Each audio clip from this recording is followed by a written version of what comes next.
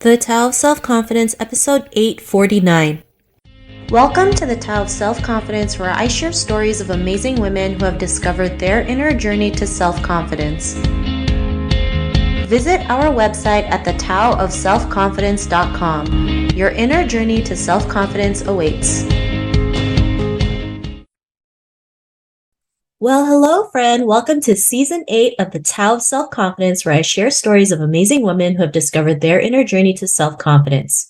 I'm your host today, Sheena Yap Chan, and today I have an amazing lady on the show today. She is the CEO and founder of Innovate Marketing Group, and I'm super excited to have her on the show today to share her story and wisdom on self-confidence. So without further ado, I'm going to introduce you to Amanda Ma. Amanda, how are you today? Maybe you can fill in a little bit more about yourself to the listeners. Fantastic. Thank you for inviting me to be part of this podcast, Sheena. Yeah, so I've been in the event industry for 17 years. I cannot believe that it's been that long. Every year at a new year. And it's been really exciting because I see the evolution of how this industry really has evolved. And I'm also just a very passionate entrepreneur. This is my second events company. I love it so much that I started two, and then just in general, some of my background, I was born in Taiwan and I moved here to Los Angeles when I was 10. And I just love the culture here. And I went to East Coast for school, came back, and I was in the corporate world for about 3 years before I started my own events agency. And from there, I never looked back. I did give myself a year. I told my parents 1 year, just let me see if I can make something of myself. So I'm still on that path. So it looks like I'm doing pretty good. But just along the way, that it's been such a fantastic journey. Of course, is like any other entrepreneur story, a lot of roller coaster, up and down. But I think all those are take it with a grain of salt, and it's all part of our learning. In addition to my business, I'm also a wife. I always joke, I have one husband and 2 kids, and they're the love of my life. On the side, I also do a lot of community work. I'm super passionate about community. So I sit on multiple boards that I'm passionate about. Yeah, so that's just a little bit about me. Well, a little, that's a lot. And I love that you do all that. I've seen your website and the events that you've done, and they are phenomenal. Like, they are just next level amazing. So I really just love the work that you do and what you stand for. And, being an entrepreneur isn't easy, especially as an Asian woman, because we're always seen by our negative stereotypes. And it's stories like these that really gives us hope to realize there's other things that we can do. So I'm really glad you're out there just doing your thing, because you are empowering other ladies, or even Asian women or women in general, what's possible for themselves. And Amanda, what is your favorite self-confidence quote? One of my recent favorite is by Bob Marley.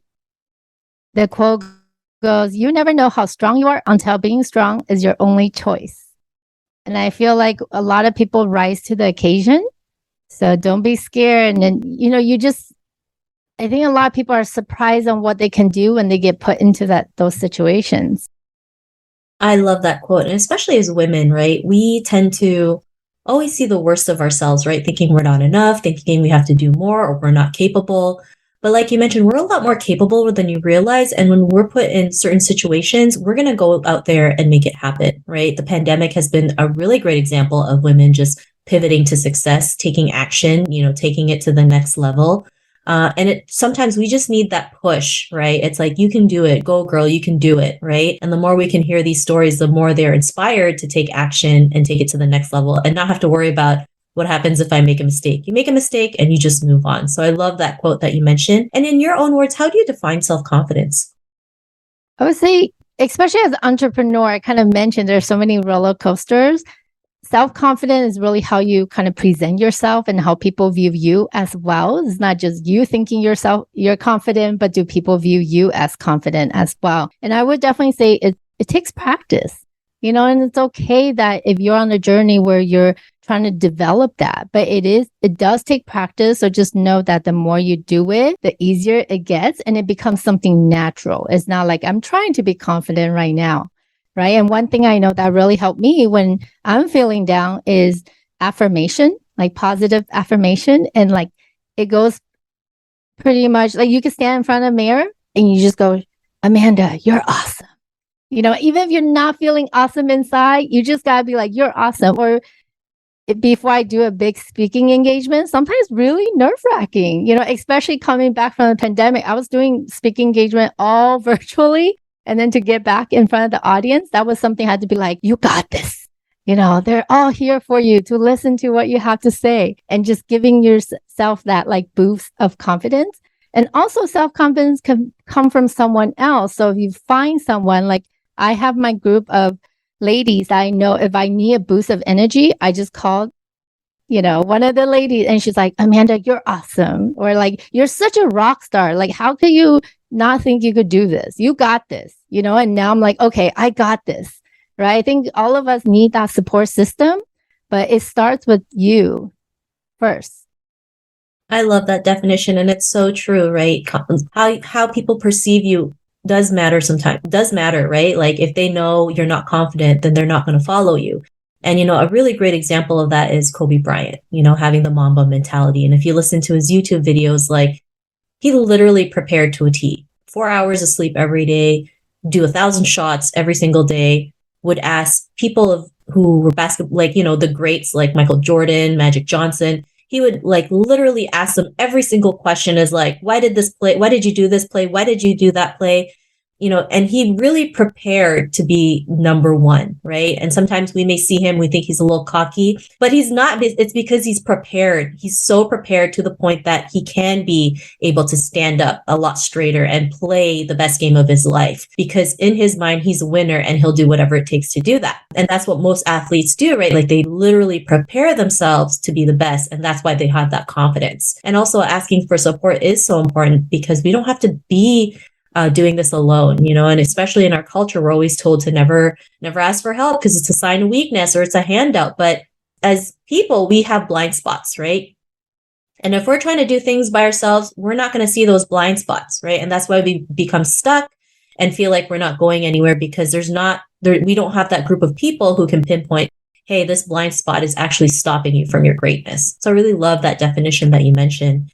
And Amanda, what was your life like before you discovered self-confidence? I would say, a little bit more timid, and just, I think that especially the Asian culture, we're brought up to not to brag about ourselves. Like, even if you're awesome, you're not supposed to tell people you're awesome. You wait till someone recognizes you that you're awesome, right? But I think in a different landscape, it's not that I'm bragging, but I do need to let people know that, like, hey, I am an event specialist. Like, we do amazing events and our team is award-winning. We're global. We even have a podcast, right? We did an event for the White House and Secret Service, but if I don't say that, people would not know. So I think it's just kind of like I mentioned, it's a journey. So the more you do it, the easier it gets. So just try it. Friends and family, they're the first one that you could try it on, and then just slowly grow from there. I think it's all part of the growth. And I love like learning. I have a thirst for learning in general, right? Like during the pandemic, and even in terms of speaking, prior to pandemic, I was only doing a few a year. And during the pandemic, I did like 16 to 20 per year. It was like a lot more. So what I told myself, hey, I need to step up. I wasn't that confident in my speaking skills, but guess what? Then I hired a speaking coach. I joined Toastmaster. I surround myself with people who want to help me and who will help me, right? And I take that time to prepare, like you said, with Kobe, right? I didn't wake up at 4 a.m., but Toastmaster is a little later, but you make time to incorporate that. And it also does help boost your self-confidence because you keep getting better and better. Yeah, and it's so true. I know in Asian culture, we're never told to make any noise, never talk about our achievements. Self-promotion is probably one of the hardest things an Asian woman has to do because of that. But, I'm out there promoting myself because I know this is not just about myself, right? I need other people to see that it's okay to go out there and promote your products and services, to tell them that, like you mentioned, I have an award-winning events company. I did events for the White House, right? And we need that kind of representation because for far too long, we're still seen by our negative stereotypes. So when we see women like you, like just doing amazing things, creating these awesome looking events, like we need that in our community. We need to share that out. We need to say, hey, if I can do this, you can do this as well. And yeah, being able to prepare yourself. Like, I'm not telling everyone you should be like Kobe. I'm just saying this is what he had to do to be a champion, right? Sometimes we're not willing to do the things that we want. Like, we want to lose weight, but we still want to eat junk food. So you have to think of it that way. You do what works for you, of course, right? And this podcast is about, trying to pick different things that work for you and that doesn't work for you. So I'm not saying you should sleep 4 hours. I'm just saying that's what he had to do to get to where he is today. And what was that aha moment in your life when you realized you can go out there and forge your own path, especially going from corporate to your own business? That probably wasn't easy. Your parents were probably like, what are you thinking? You're already successful. Why would you do things on your own when you already have a stable job? And especially in our culture, like certainty, like stability is everything. And then when you step out into the unknown, it's like, you don't know what's going to happen. But what was that aha moment in your life? It was 100% true because when I told my parents I'm going to start my own business, I mean, luckily my dad's also an entrepreneur, so he was a definite yes. But for my mom's like, why are you starting a business when you're at a corporation? They like you. You've been promoted every year. You're doing such a great job. But for me, it's like I could make an even bigger impact, right? As much as I love the company I was working with and having a fantastic time and growing, I just felt at the moment I could make a bigger impact if I started this business. And that's what I did. And I took a leap of faith at the time and didn't turn back ever since. So 17 years later. I love it. I mean, and, creating, having a purpose is really important, right? Creating that impact, because that really builds confidence for us to move forward, because sometimes what we do is not for us, right? It's for the greater good. It's for our community. It's for, our Asian sisters or, our Asian community or beyond that. Just because we empower our own community doesn't mean we're not empowering others, right? I always say it starts with ourselves and it becomes a domino effect. I mean, like when I saw Black Panther, I loved it. I was like, I hope they have Marvel movies that highlight Asian characters. And then Shang-Chi came out. For me, when we empower our own community, it becomes a domino effect and we can really create a global impact, like BTS, like Blackpink, right? Look where they are today. And because of your realizations and being able to forge your own path and have this successful business, what's your life been like now? I love it. I think I was born an entrepreneur. I just love the creativity. I think every day, of course, there are a lot of challenges. We always say entrepreneurs are very a unique human being because why we're constantly put with solutions that we have to problem solve. And then it's like, you do it again, you get knocked down, you get back up, you get knocked down, you get back up. It's like, why would you do that? That's like insanity, right? But we just love, not that we love, we love the challenge, and it's like every day is different. I think the biggest and most attractive part is just that I can make a bigger impact, right? I can influence change. And that's something I believe in 100%, because even at our agency, my mission is to help fuel change, to help fuel brands change lives for the better through the events that we put together for them. And I truly believe that. And then that's why when we do events, it's not just an event. We really think about what is the experience, what is the ultimate impact, and how that will carry on even beyond us, right? So I think that's very different compared to some of the events that just take place. And I think the mentality is also very different too. Yeah. And, it's the greatest feeling when you get knocked down, let's say 1,000 times, and you finally get what you were looking for, right? Finally you figured it out. And it's the best feeling in the world, whether it's, trying to pivot your business during the pandemic, or for me, just even trying to figure out how to put a virtual background on my Zoom. I mean, I was so happy that I literally, I felt like I won the lottery, because for 6 months I was like, why isn't this working? What is wrong with my computer? Why can't I put a virtual background? But the moment I was able to, I was just so happy. So, I know that's really small compared to some other things, but sometimes you need to celebrate those small wins, right? Being able to celebrate those small things also end up, attracting other wins into your life. And so I just love everything that you mentioned. And, to the woman who's listening to your episode, she may be in her own journey to self-confidence. What would be that one tip you would give to her? I would just say take everything with a grain of salt, and that sometimes when you're in a challenging situation, or you just feel like, oh my God, this is so hard, I cannot do it. table, like look at it another way, like more glass half full, meaning I tell my team this, because there's some event or some clients where like they really stretch you, meaning like, or perhaps, maybe they only done events for 1,000 people. They haven't done it for 3,000 people. So when you're being stretched, that is you growing. Do you want to lead an amazing life? Yes. Well, then amazing life don't just happen. It kind of is part of the journey. And it may be scary at times, but just prepare. I do believe in preparation. I prepare a lot, right? Even our first time doing event for 3,000 people, that we always have a first time. But I told the team, to the client, it cannot feel like it's our first time. It needs to feel like it's our 50th time. But how do we do that? You prep. The more you prepare, the more confident you are, because you know what the heck you're doing. You have all the ducks in a row. Your team is well briefed, right? So everything's good. Then why it's very natural that you feel confident, because you feel rest assured yourself. When you don't feel confident, it's when things are not in place, right? You have uncertainty because you're not getting questions clarified. That's when you're feeling a little bit lack of confidence. So I do believe that preparation is the door to success.